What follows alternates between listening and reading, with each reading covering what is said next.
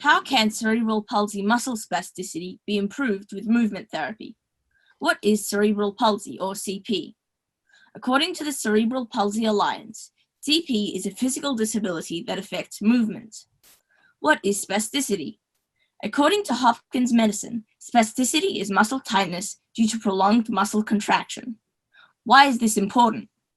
Well, according to the CP Alliance, 1 in 700 babies in Australia have CP, up to 91% of whom experience muscle spasticity, resulting in 1 in 3 unable to walk. In 2018, CP costed Australia $5.17 billion, according to a Deloitte report. The CPay solution aims to reduce economic cost for people with CP.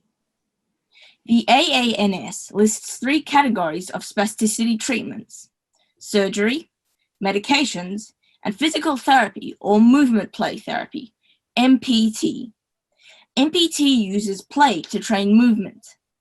According to the National Institute of Neurological Disorders and Stroke, the first few years after CP diagnosis is key in improving mobility and reducing pain for the rest of the child's life, with physical therapy being critical.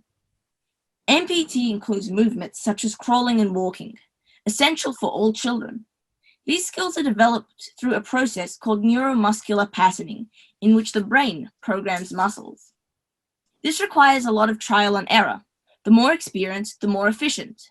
However, the average home is not equipped to provide a safe, stimulating playground. Following an extensive market analysis, we identified the 8-month to 5-year-old child as our target user.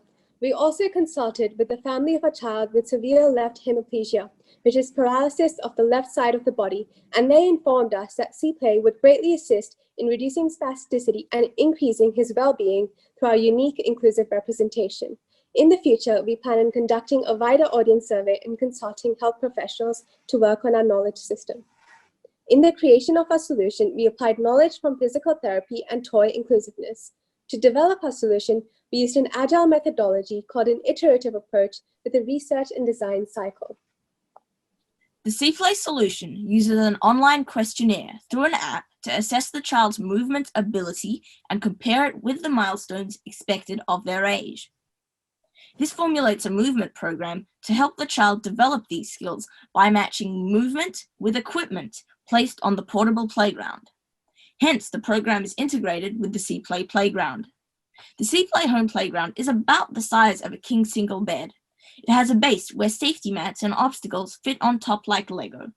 The base is foldable and can be stowed away with the other obstacles. All obstacles are made of soft and light material made from recycled rubber. The program assigns movements to be performed using these obstacles.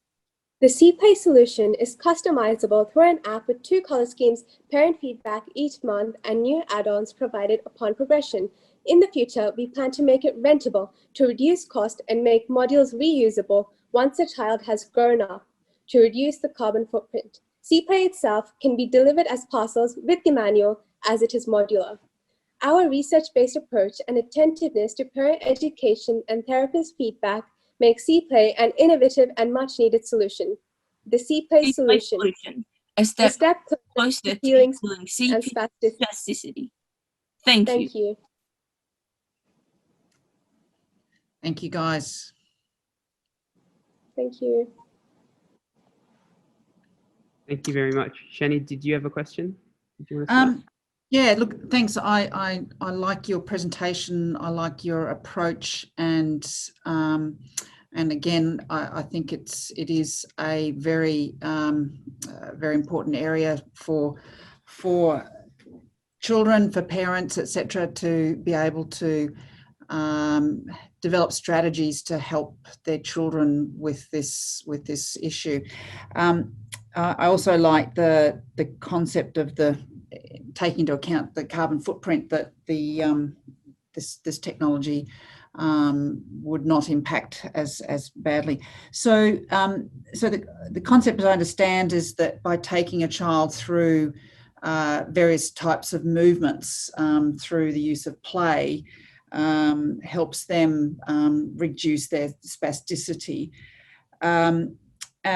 So I guess my question is about how you I guess, how you would measure the success of this program against a child who's not undertaking it.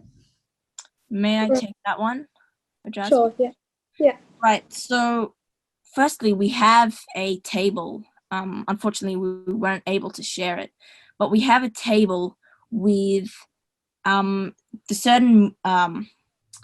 certain challenges that we know children will face. So for example, if they can't crawl, if they can't walk, and we match those to certain movements that will allow them to achieve that through certain concepts.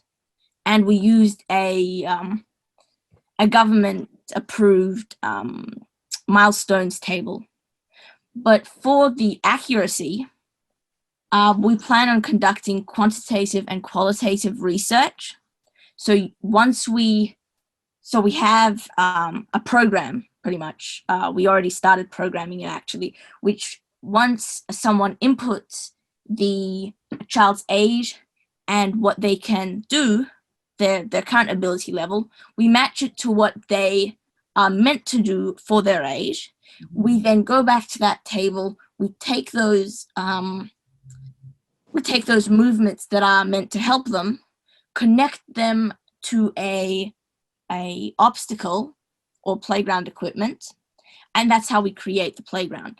Now, where the quantitative research comes in is that we will then follow up each month with a form that parents fill in, and they give us feedback on how accurate our matching system is, and that way we build it up. Yeah. And also to continue on, we also, through the app model that we have, we're going to include a posture recognition software. So the parents can actually record the children playing, and we're going to compare it to like their previous ability levels and see if, like, according to the software that we made, if they have actually developed in terms of their muscle mass and muscle strength as well. And a lot of the movements that we are using, they're actually used as a test in itself. Like, for example, climbing upstairs, they're used by therapists to like assess where the child is at. So because we are in contact with therapists during this process, we could actually send the video of the child climbing up, assess it, send us back any improvements we want to make or any improvements the child has made. So Fantastic. I hope that answers. So and follow on to that, and really nice presentation and lovely idea. It's Chris speaking.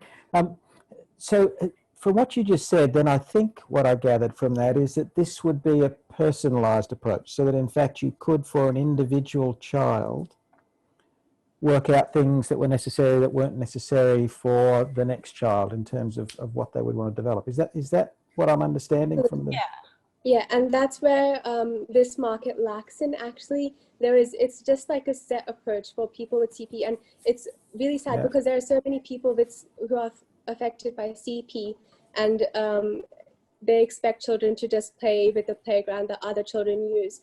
So in the future, we actually want to make this app accessible to playground contractors, and they can actually use it to and have all of that expert knowledge to use for essentially a reduced cost to incentivize them to make more and more playgrounds inclusive, rather than just people they choose to make their playgrounds uninclusive because it's so expensive to consult a therapist whilst making that playground. So we want to make it available for outdoor playgrounds as well.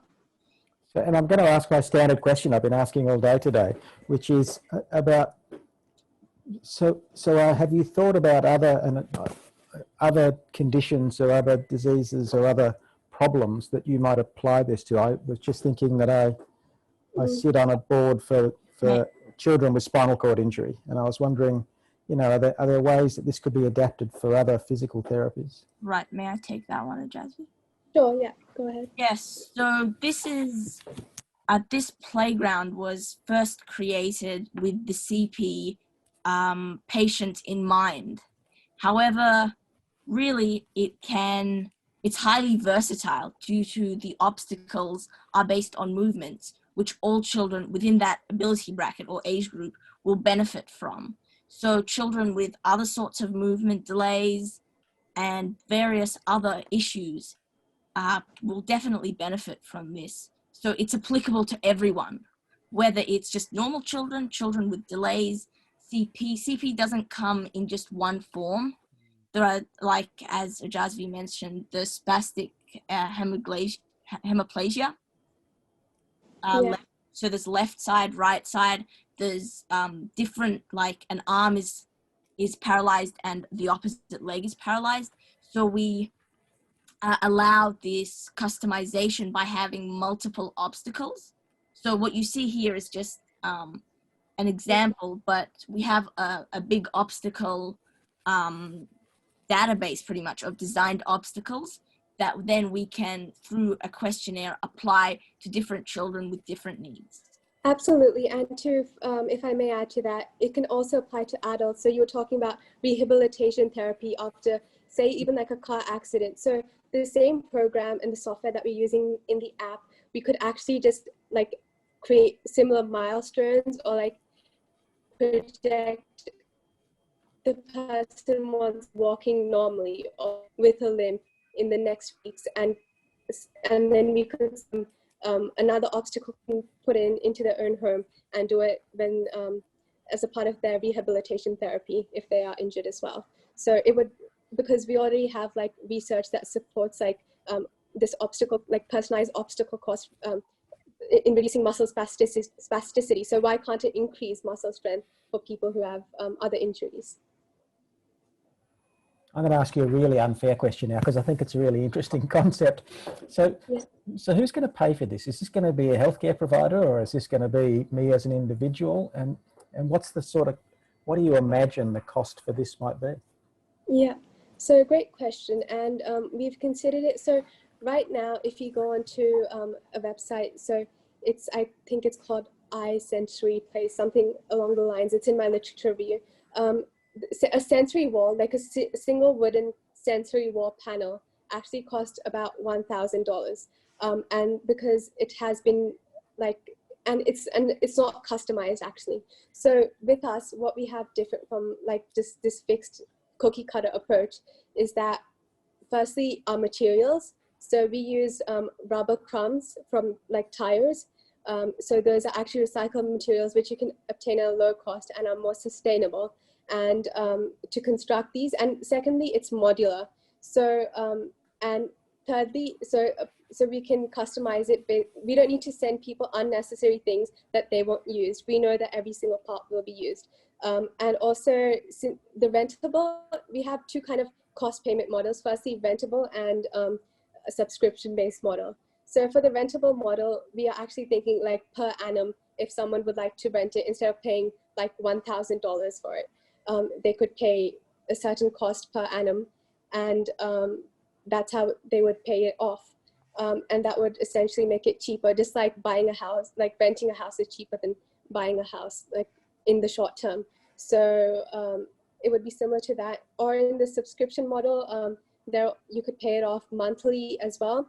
And for funding, initially, we are thinking of going to the CP Alliance. The government also provides like CP funds to parents, and often like it's the cost of, you know, buying an iPad or things like various technologies, which are also pretty expensive. So if I may add to that, and in another case, we could also pitch to a business angel. And just one other thing I'd like to add, for the cost, we estimate the obstacle cost to be at around 1,000 Australian dollars for a full course, obstacle course. Yep. Cool. Thanks, guys. So the inspiration, I think, behind the rentable model is Klaus Schwab from the World Economic Forum. He actually said, "You will own nothing and you will be happy."